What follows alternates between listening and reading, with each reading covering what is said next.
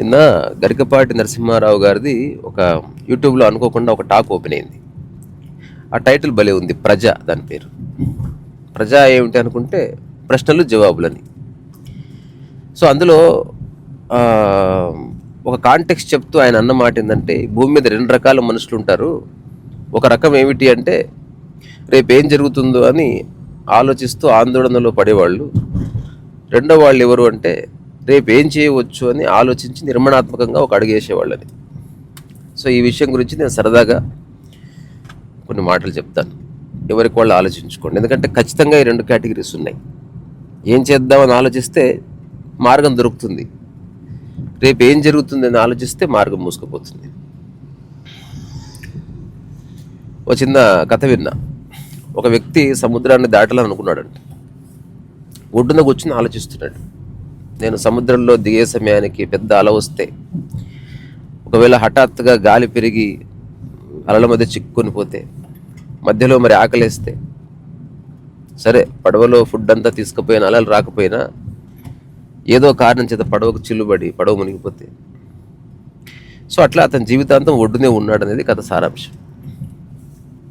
రెండో వాడెవడు, సరే అలలు ఉంటాయి, అలల్లో నిలబడగలిగే ఒక తెడ్డు ఏర్పాటు చేసుకోవాలి, పడవన్నాక చెడిపోతుంది, ఎన్ని రకాలుగా చెడిపోతుందే ముందే ఆలోచించి అటువంటి పడవ తయారు చేసుకోవాలి, సముద్రంలో ఆహారం దొరకకపోవచ్చు కాబట్టి ఏదన్నా ఒక డ్రై ఫుడ్ లాంటిది ట్రై చేస్తే నా ప్రయాణాన్ని బట్టి ప్లాన్ చేసుకోవచ్చు, అట్లా అనుకొని కొంత విచారణ చేసి అతను సముద్ర ఒడ్డు అటు అవతల ఒడ్డుకు చేరాడు అనమాట. అంటే జీవితంలో ముందుకెళ్ళే వాళ్ళు గ్యారంటీస్ కోసం ఎదురు చూడరు. గ్యారంటీ కోసం ఎదురు చూసేవాడు ముందుకు వెళ్ళలేడు. ఇప్పుడు ఉదాహరణకి ఒక అబ్బాయి పెళ్లి చేసుకుంటున్నాడు అనుకో, నాకు మంచి జీవితాన్ని ఇస్తావా అని భార్య అడిగితే ఇస్తానని చెప్పాడు అనుకో, ఇరుక్కుపోయాడు ఇంకంతే. ఎందుకంటే ఆ మంచి జీవితం అంటే ఏందని అడగాలి. పప్పన్నం పెడితేనా, లేకపోతే బంగారం కొనిస్తేనా, లేకపోతే ప్యాలెస్లో ఉంచుతేనా, లేకపోతే హాయిగా ఉంచుతేనా, నీ నిర్వచనం ఏంటి తల్లి అంటే అప్పుడు ఆమె ఏదో చెప్తుంది, అప్పుడు అది నాకు సాధ్యమా కాదా చెప్పాలి. సో ఈ కాంటెక్స్ట్ ఏదైతే ఉందో వెరీ ప్రొఫౌండ్. ఇప్పుడు ఉదాహరణకి నేనే కేటగిరీ అంటే, నేను ఏం చేయాలని ఆలోచిస్తాను. ఎప్పుడు ఏదో చేయడానికి అనంతమైన పని ఉంది. ఒక గురువుగారి దగ్గరికి ఒకడు వచ్చాడంట. ఏం చేయాలో తెలియట్లేదు గురువుగారు, కొన్నేళ్ళు అయిపోయిందంటే, ఒకసారి లే అన్నాడు. లేచిన తర్వాత ఆ మూలకు చెత్త ఉంది బయటపడైపోయినాడు. పని చేయడానికి ఎప్పుడూ అవకాశం ఉంది, కానీ చేసే ఆసక్తి ఉందా లేదా అన్నది పాయింట్. సో మనందరికీ మనం ఏ దేశకాలం మన పరిస్థితుల్లో ఉన్న సమయం ఒక్కటే.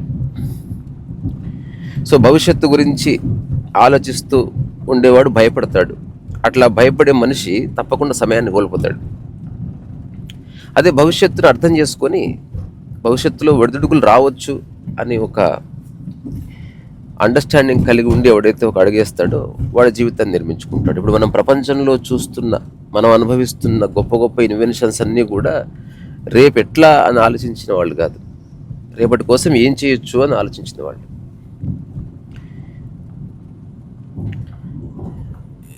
ఇప్పుడు ఒక చిన్న పిల్లవాడు పుట్టిన తర్వాత లేచి నిలబడడానికి ప్రయత్నం చేస్తాడు. ఆ ప్రయత్నం చేసే లోపు ఇలా అది నిలబడే క్రమంలో కాలిరిగితే ఎట్లా అంటే వాడు ఎప్పుడు నడవలేడు. దెబ్బలు తగులుతాయి, వాటికి రెమెడీస్ ఉన్నాయి. ఇప్పుడు నన్ను కలిసే చాలా మందిలో కూడా ఈ కోణం నేను చూశాను. అందుకే గరికపాటి గారు చెప్పింది అక్షర సత్యం. ఇంకా ఫ్రాంక్గా చెప్పాలంటే ప్రాపంచిక సత్యం. ఎందుకంటే రేపు అన్నది ప్రపంచానికి సంబంధించింది, ఆధ్యాత్మిక జగత్తులో అసలు రేపు అన్నది లేదు. మా బుచ్చారెడ్డి గారు అనే ఒక మాట నాతో, ఎప్పుడొస్తావు అని అడిగితే నేను ఫస్ట్ టైం చెప్పాను రేపు వస్తానని. రేపటికి రూపు లేదు కదా అన్నాడు ఆయన. ఆ తర్వాత మళ్ళీ అడిగాడు ఎప్పుడు వస్తావు అంటే చెప్పను సార్ అన్నాను.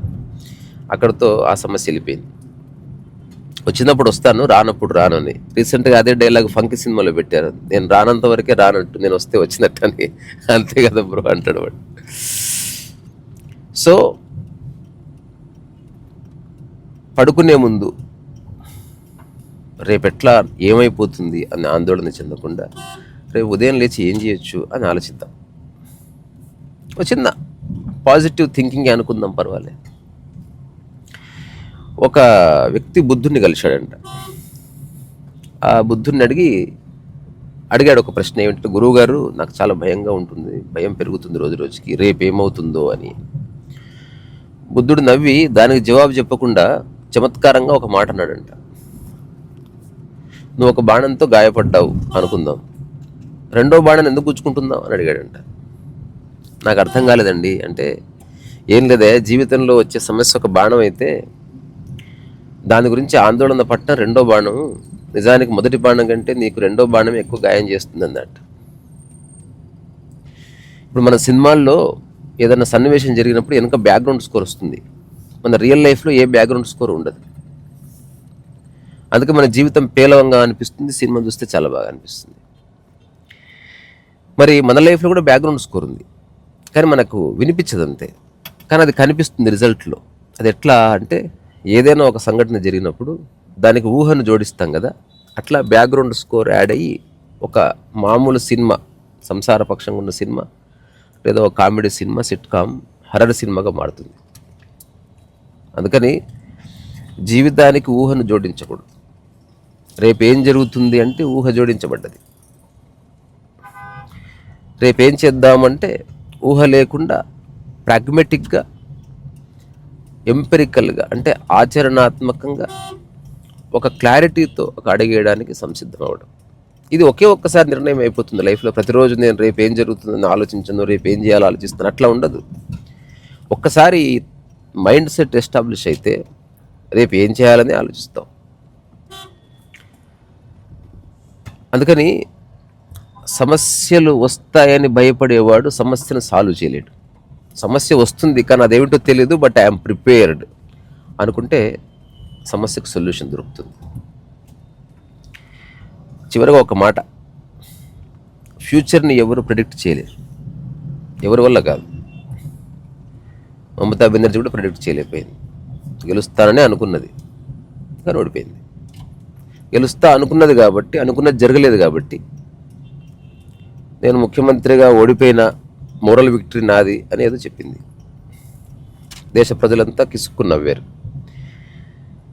ఇప్పుడు ఆమె గనక, ఉదాహరణకు మాత్రమే, ఆమెతో మనకు వచ్చేది లేదు, పోయేది లేదు, ఏ వైరం లేదు, ఏ వైఖరి లేదు. గెలుపోటములు ఉంటాయి పాలిటిక్స్లో. గెలిస్తే ఇట్లా చేస్తాను, ఒకవేళ ఓటమి అంటే జరిగితే మళ్ళీ పోరాటం చేస్తాను అనుకుంటే ఆందోళన ఉండేది కాదు.